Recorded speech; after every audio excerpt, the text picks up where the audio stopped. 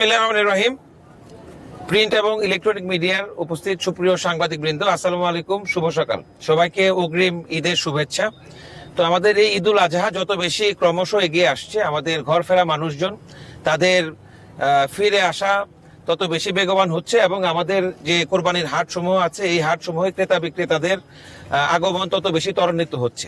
তো এই কোরবানি ঈদকে কেন্দ্র করে আমরা 3টি ধাপে আমাদের নিরাপত্তা ব্যবস্থাকে আমরা পরিকল্পনা করেছি। প্রথম পর্যায়ে আমরা ঈদের আগের দিন পর্যন্ত, দ্বিতীয় ধাপে আমরা ঈদের দিনকে কেন্দ্র করে এবং তৃতীয় ধাপে আমাদের এই যে কর্মব্যস্ত মানুষ তারা যেন আবার নিরাপদে তাদের কর্মস্থলে ফিরে যেতে পারে।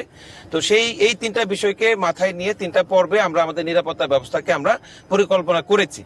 তো আমাদের প্রথম পর্বে আমাদের ঘর ফেরা মানুষজন, সম্মানিত মানুষজন তারা যেন নিরাপদে ফিরে আসতে পারে, এই জন্য আমরা কার্যক্রম পরিচালনা করছি।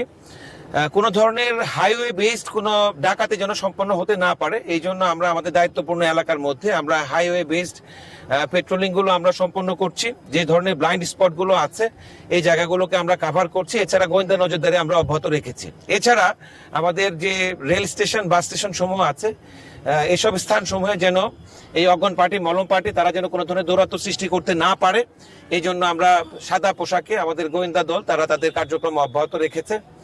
এই ঈদের এই কোরবানির হাটকে কেন্দ্র করে আমরা আমাদের নিরাপত্তা ব্যবস্থা নিশ্চিত করেছি।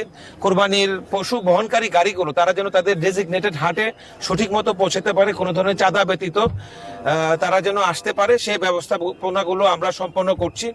আমাদের দায়িত্বপূর্ণ এলাকায় সর্বমোট 121টি কোরবানির হাট রয়েছে। তো এই হাট সমূহে আমরা ক্রমান্বয়ে যাচ্ছি। আমাদের টহল সমূহের সাথে আমরা জাল টাকা শনাক্তকারী মেশিন আমরা সাথে করে দিয়ে দিয়েছি, যেন ক্রেতা এবং বিক্রেতা উভয় যেন নিরাপদ ট্রানজাকশন তারা সম্পন্ন করতে পারে। ঈদের দিনকে কেন্দ্র করে আমরা আমাদের সুনির্দিষ্ট পরিকল্পনা সম্পন্ন করেছি।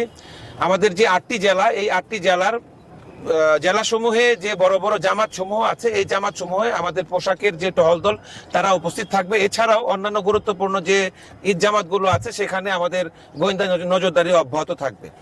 এবং ফাইনালি তৃতীয় পর্বে আমাদের এই কর্মমুখী মানুষজন তারা যেন নিরাপদে ফিরে যেতে পারে সেই ব্যবস্থাপনা ইনশাল্লাহ আমরা সম্পন্ন করব। তো আমি বিশ্বাস করি যে আপনাদের সহযোগিতায়, আমাদের দেশবাসী সকলের সহযোগিতা এবং আইন শৃঙ্খলা রক্ষাকারী বাহিনী সকলের সমন্বিত প্রচেষ্টার মাধ্যমে এবার বছরও আমরা ইনশাল্লাহ নিরাপদ একটা ঈদ আমরা এই খুলনাবাসীকে, দেশবাসীকে আমরা উপহার দিতে পারবো। র‍্যাব 6 সর্বদা আপনাদের পাশে ছিল, আছে এবং থাকবে। আপনাদের সবাইকে ধন্যবাদ। আসসালামু আলাইকুম।